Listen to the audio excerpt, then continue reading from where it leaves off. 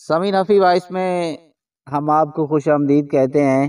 ایک وقت تھا جب برطانیہ کی شہزادی لیڈی ڈیانا وہ خاتون تھیں جن کی دنیا میں سب سے زیادہ تصاویر بنائی گئی تھی۔ 24 فروری 1981 کو شہزادہ چارلس اور لیڈی ڈیانا نے بکنگم پیلس میں اپنی منگنی کا اعلان کیا۔ اس وقت اس پر 30,000 پاؤنڈ کی لاگت آئی، جو آج کی کرنسی ریٹ کے مطابق $36,000 بنتے ہیں۔ ان کی انگوٹھی پر نیلم کے پتھر کے گرد 14 قیمتی ہیرے لگے ہوئے تھے۔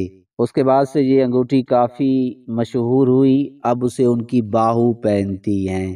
جولائی 1981 کو لیڈی ڈیانا اور شہزادہ چارلس کی شادی ہوئی، جسے صدی کی سب سے بڑی شادی کہا گیا۔ یہ تقریب ٹی وی پر نشر کی گئی اور دنیا بھر میں لاکھوں لوگوں نے اسے دیکھا۔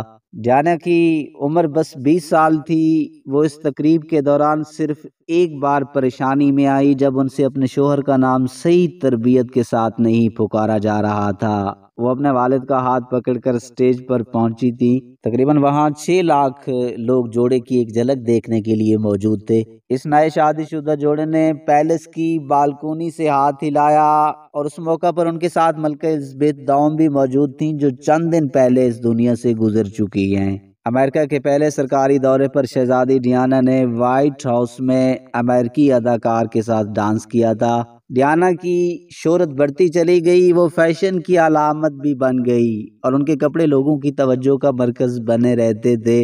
ایڈز کے مریضوں سے محض ہاتھ ملانے جیسے معمولی کام کر کے انہوں نے ثابت کیا کہ عوامی سطح پر روابط قائم کرنا کوئی خطرناک بات نہیں ہے۔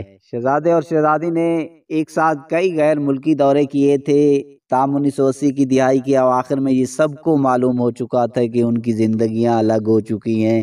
1992 میں انڈیا کے سرکاری دورے کے موقع پر ڈیانا محبت کی علامت سمجھے جانے والے تاج محل کے سامنے تنہا بیٹھی تھی۔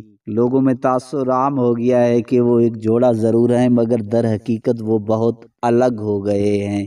علیحدگی کے کئی سال بعد ڈیانا اور چارلس کے درمیان 28 اگست 1996 کو باقاعدہ طلاق ہوئی۔ اگلے سال جون میں ڈیانا نے ان 79 کپڑوں کو نیلام کر دیا جو انہوں نے دنیا بھر کے میگزین کے لیے پہنے تھے۔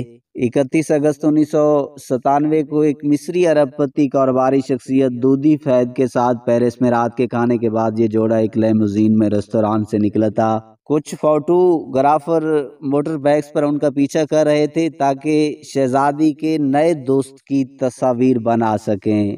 اسی دوران شہزادی ڈیانا کی کار کو انڈر بائی پاس پر حادثہ پیش آیا اور وہ اسی حادثے میں زندگی کی بازی ہار گئی تھی۔